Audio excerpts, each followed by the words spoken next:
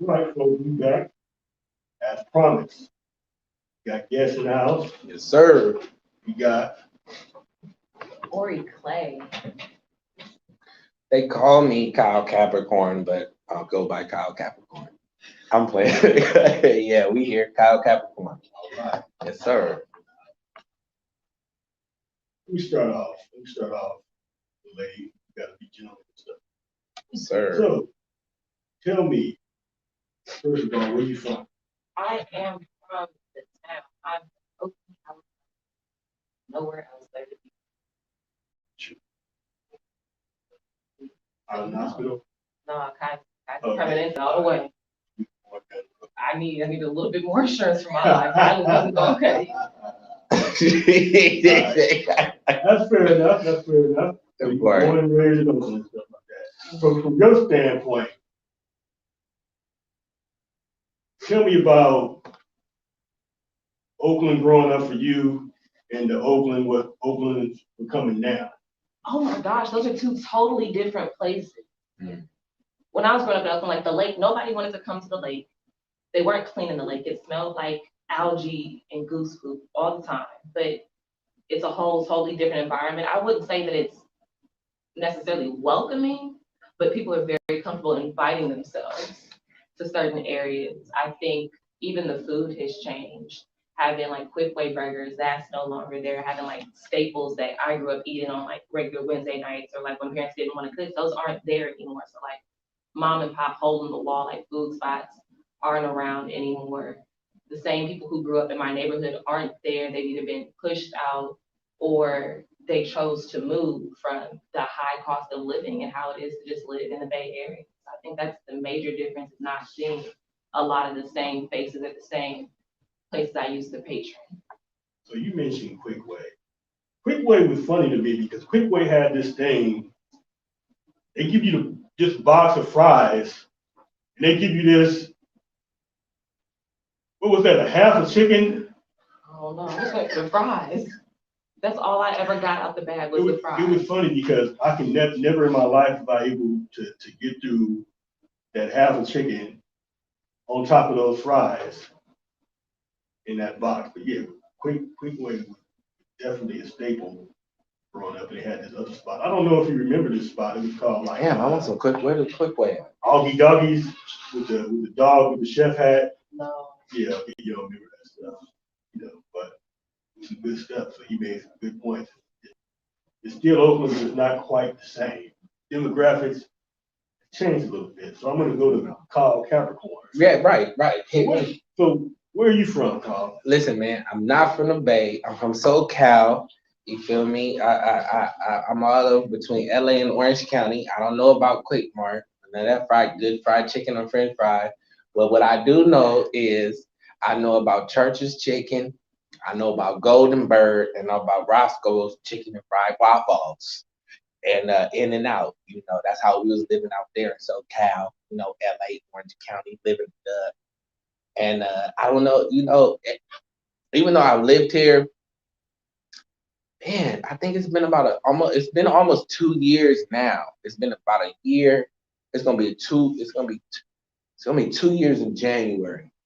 And my friends, Ori Clay, Simba Best Man Pod, some of the great artists that I know that you guys have had on your platform, Eyes, and even some great artists that will be there November 1st for the show that we finna do. They showed me around like JJ's Fish, Mark, crispy, crunchity. I love that place. You feel me? I'm always over there. But for me, you know what I mean? SoCal has a different vibe. You know, we really on the tacos and Mexican food. And yeah, we on that type of tip right there. Unless you in Crenshaw, then you go get some M&Ms, you feel me? Get some of that soul food, some of them famous places like over there. But you know, for the most part, we running down on some tacos. We running down on some Louisiana fried chicken. We got them everywhere, at every corner. Right, that part. You feel me? And In-N-Out is just, if we was in LA or Southern California right now, when we left the radio, we going straight to In-N-Out. You feel me?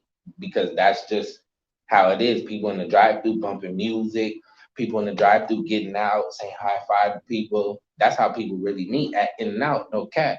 So, you know, for me, the Bay, Oakland specifically, is all brand new to me. And I was going to get the Queen Ori today to ride with us. We chilling today, and we was riding down the street, and we went up Euclid, and I was like, dang, it's a street called Euclid over here by the lake. We was by the lake, and there's a street called Euclid. I'm like, I was telling Best Man Pod, the CEO, founder, manager, just genius man. I was like, bro, we got a street called Euclid in the hood. So, you know, the Bay is new to me. Everything's new to me. I love the community. I love everything about it. So, but the food wise, JJ's somewhere I go majority of the time. Crispity, crunchity. I love there. And nothing about it.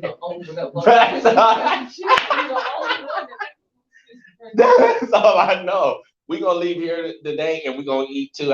We may get some sushi. I don't know. We in the we in the city. We might as well get sushi. Where's In-N-Out at? Yeah, I don't think it's doing. Well, I think it might be by the airport. You ever been to? Nah, I ain't never been to that. Oh, SFO. Yeah, the airport. Like by Daly City? Yeah, Like going, no. The boys is out. I don't drive when the boys is out. Let me ask you another question. Because LA have these. I've never been to one myself, but I've seen people. They have these liquor stores that you can actually like drive through. Right. What's up with that? Yeah, I think in SoCal, period, is basically what it is a mini mart. The same thing that they have in Oakland, but they make it drive through because it's SoCal. You gotta understand, niggas or people rather, in Southern California, they on the go. You feel what I'm saying? So that's something that's popular.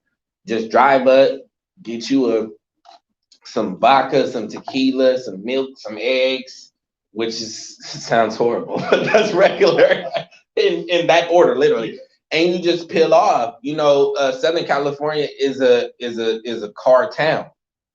I moved to the Bay when I first moved out here. Actually, I was living in the Anima Apartments, not too far from here, and everything is public transportation. You know, y'all got BART, y'all got a whole bunch of stuff. You got to understand in Southern California, even though things seem close, they really not. We don't really move like that. You gotta have a car in Southern California. From LA to Hollywood, yeah, it's 20 minutes, but you gotta get a car because if we don't have no train to take you there, we don't have no bus. There's a bus to take you, but I mean, come on, you gotta take like 4 buses from Inglewood to Hollywood, and it's 15 minutes away. You gotta take 4 buses, so that's a big reason why drive-in things are huge. Yeah, that makes a lot of sense. Yes, sir. So I'm gonna go back to Ori. So Ori, Yeah, go back to Ori.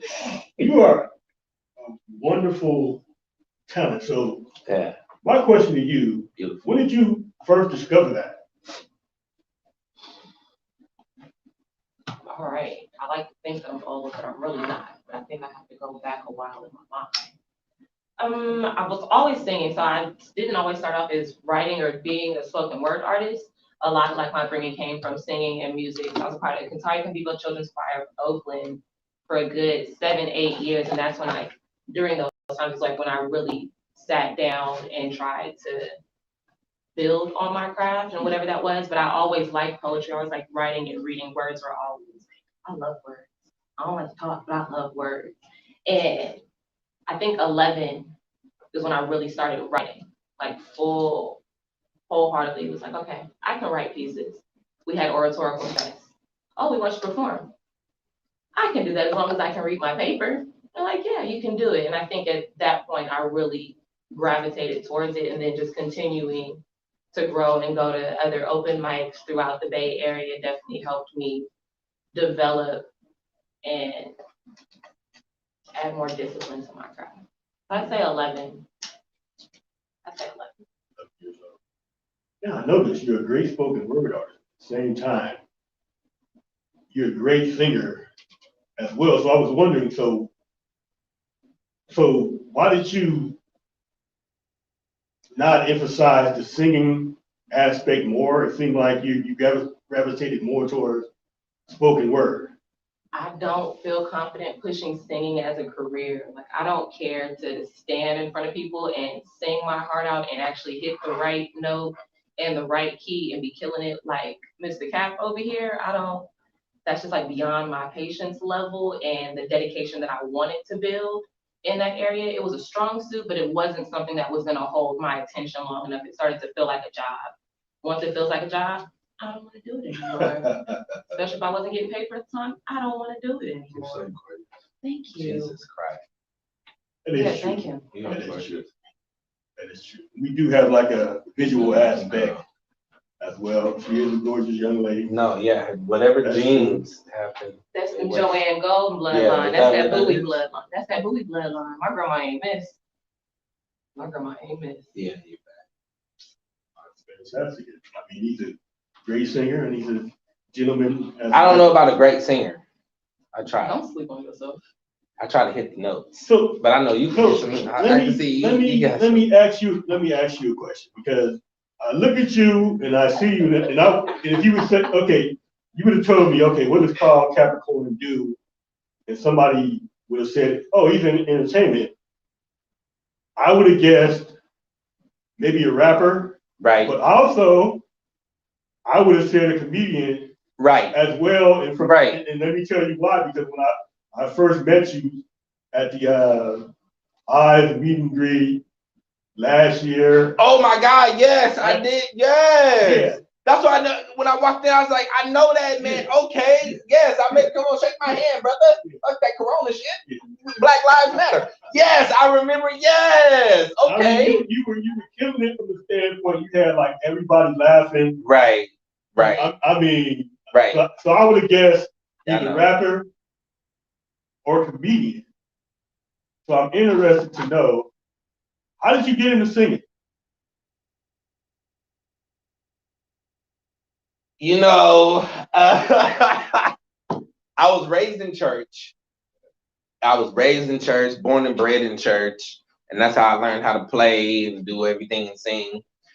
But my family, which I don't like to broadcast too much, is everybody is low key like famous. Like my uncle Michael Collier is a famous OG comedian. Yeah, I know him. I don't know him, but I know his work. Right. Venice Beach King. My other uncle in Chicago. So all my family's from Chicago, and we all are entertainers. The thing for me, comedy's great, and I know I'm funny. That's not a question. But I don't do the comedy stuff too much because I love music. You know what I mean? I love to sing. I love to help people sing. Best Man Pod Productions is a company and a team that I work with because they draw out the talent from people that are around them, and that's just something that I really hold high in regard. And my singing is something that me and Best Man Pod and even Ori Play LLC, whatever her company she got, we work on that. But I know that I'm a funny guy. I do know that. Maybe one day I'll do some stuff. But what brought me to the singing, man, I just love to sing, man. I love to sing. I love to play. I love to entertain. And I try to do stand-up for a minute. I try to do comedy for a minute. but I was trying to fill big shoes. And that last name Collier, I was trying to fill really big shoes for my uncle. We talking about somebody who was on the street performing, who at one time had 100,000 people in the street. He didn't have no advertisement on nothing in the street. That's a lot of big shoes to fill. You feel what I'm saying? You follow Michael Collier on his Instagram. Some of the people, Issa Rae, he's interviewing. I mean, he's interviewing Eric Bellinger. I mean, he's a legend. So for me to do comedy with him, it's a big shoes to fill. Like Michael Jordan's son trying to play in the NBA. You feel what I'm saying? We talking about somebody who started I'm not talking about from the ground. I'm talking about from the dust. He moved from Chicago and just started doing it. So for me to try to walk in comedy, it's a bit much to live up to that. And not to say that I'm less talented than him, because I'm way more funnier than he is. And I'm way more talented than him. I hope he hears it. I hope you see this, Uncle Michael, because you know already, nigga, I'm coming for your head. You know I'm funnier than you. I just love music, man. I love music, and I love to work with people like my partners, like Ori. This is my sister. Like, I love her without a shadow of a doubt. This is a great artist. Best Man Pod. Like, we talking about a company that puts people on. And music for me, because I grew up in church, is like a foundation of my life, and it saves my life, man. It does. It saves my life. So music to me is more important than comedy. Everybody keeps asking me why I'm not doing comedy. I just don't feel like filling shoes. I don't. Not those shoes. Well, I definitely can dig that. So musically, who were like some of your inspirations? I mean, listen, I don't know what the age is of some of the listeners that you got, but my mom was old when she was 37 when she had me. So I grew up on the Whispers, Shy Lights, Stylistics, Minnie Riperton, Bee Gees. Does his names ring a bell to you? Teddy Pendergrass is one of my main. You see what I'm saying? Marvin Gaye. You see what I'm saying? Don't get me started. You feel what I'm saying? I could go anywhere with it. You feel what I'm saying? I could do Muddy Waters, Little Walter, Cadillac Records. I could go all the way back. Don't get me started. Please don't get me. That's some of the inspiration. My mom was old, so that's what she grew me on. Playing the harmonica, the harp, and all that. So my inspiration is that. I know some of the new people wrote for some of the new people, but I pull inspiration from that. Just like I know Ori pulls inspiration from her bloodline and her people. Oh, well, let me ask you the Talk same to question. her. Talk to her. Okay.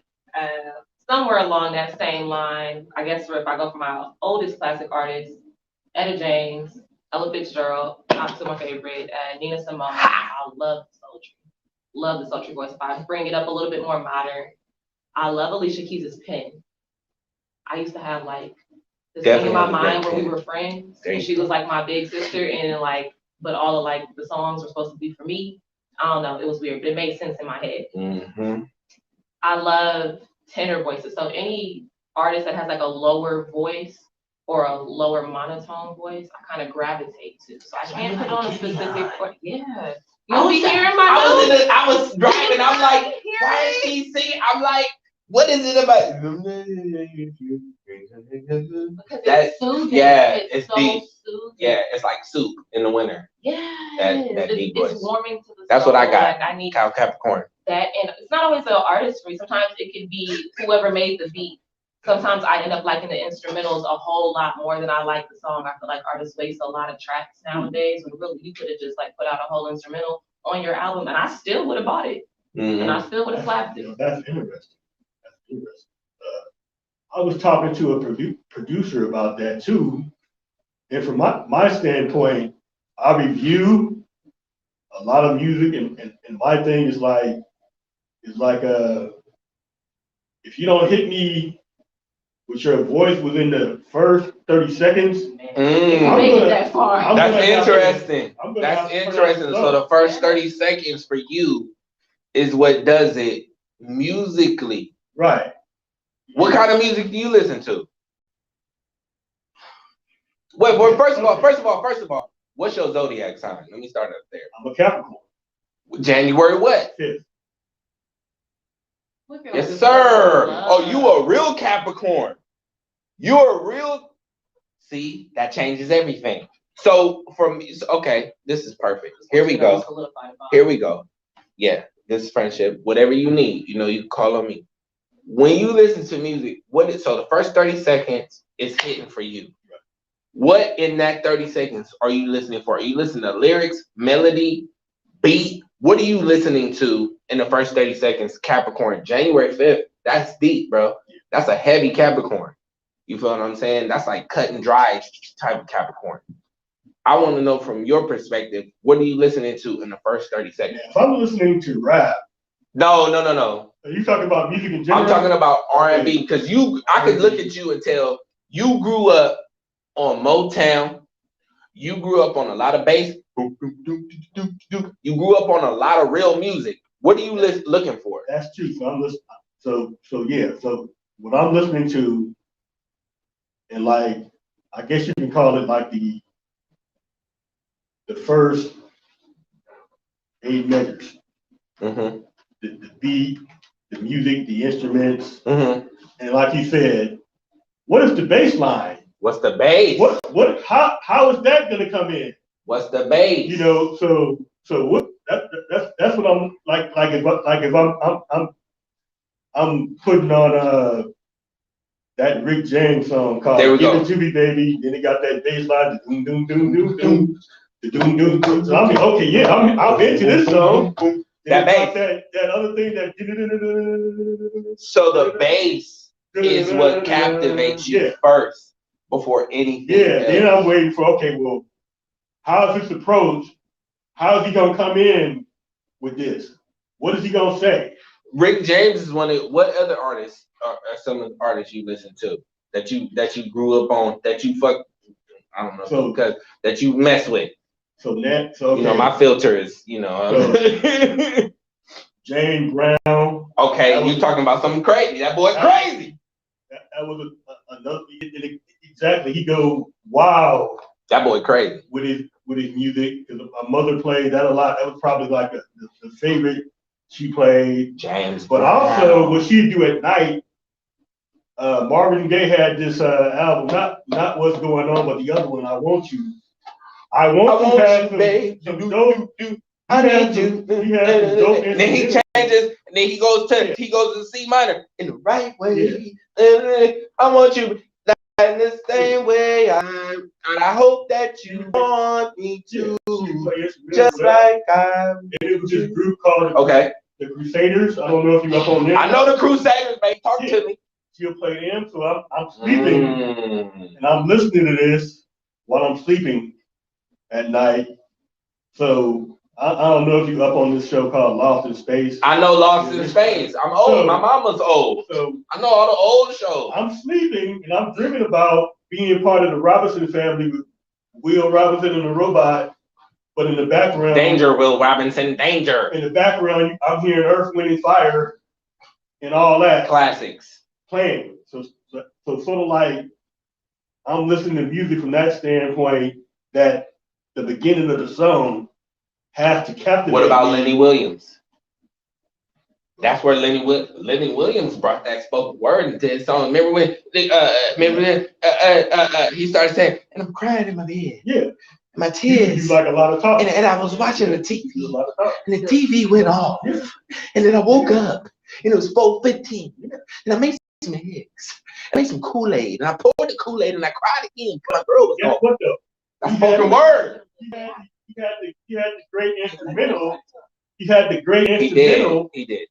Backing him up. Yeah, he did. And that's why it made it. That worked with that. What about the Isley Brothers? Because the Isley Brothers did the same thing. That spoken word. There's a lot of artists in the 70s, because I was listening to a lot of 70s stuff.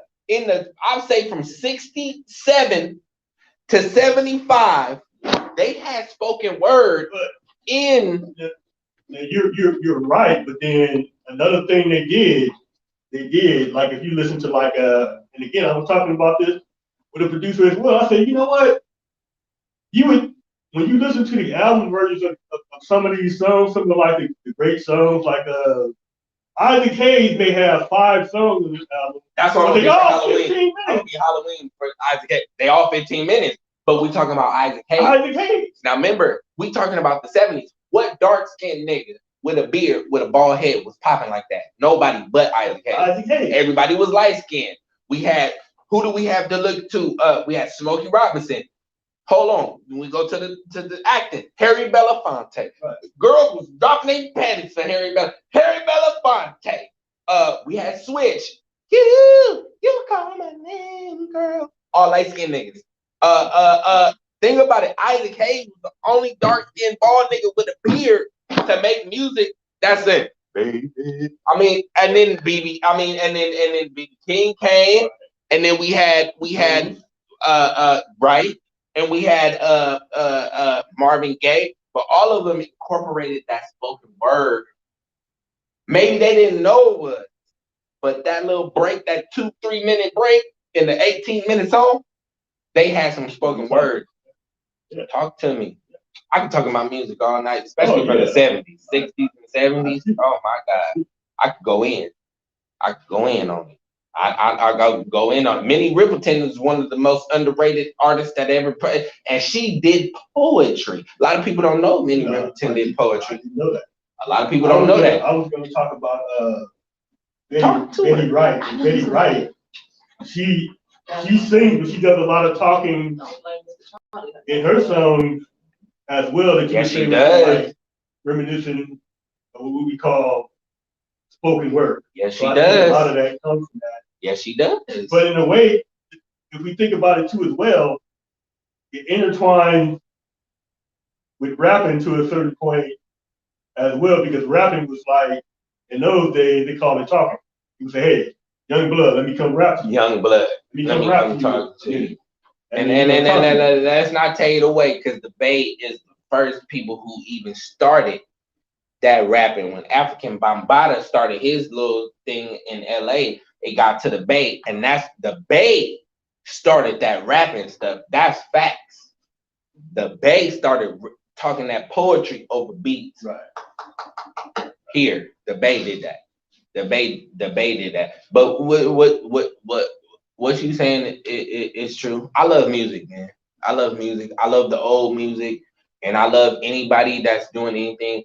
And that's why Ori is one of the poets in my personal music. She's one of the only poets out of the 3 other people. She at the top, number 1, that I would work with to make something happen. I mean, what she's talking about is real life. What she's talking about is she's went through, and what she's talking about is a story, and her story goes along with what's happening right now. Her pieces are so relatable. Let me tell you something. It's crazy. You feel what I'm saying? You hear one piece right now, it's gonna relate to you, your mom, your niece, your auntie, your cousin. This is one of the poets, and I don't even fuck with no poets. You feel me? I don't listen to none of that bullshit. This is one of the only poets that I actually will sit there and listen, because she comes in with a message that mixes with the music that I'm used to growing up on. You feel what I'm saying? Shaka Khan, Aretha Franklin. I'm talking about stuff that my mom was playing. You feel what I'm saying? All of that stuff. The Sledge Sisters. What's the number 1 Sledge Sister song? You tell me. We are family. See, you have to look in the air.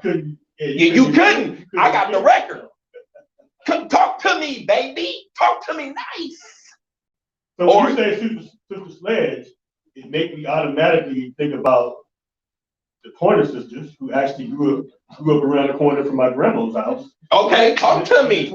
Talk to me nice. Is that from the Bay? Yeah.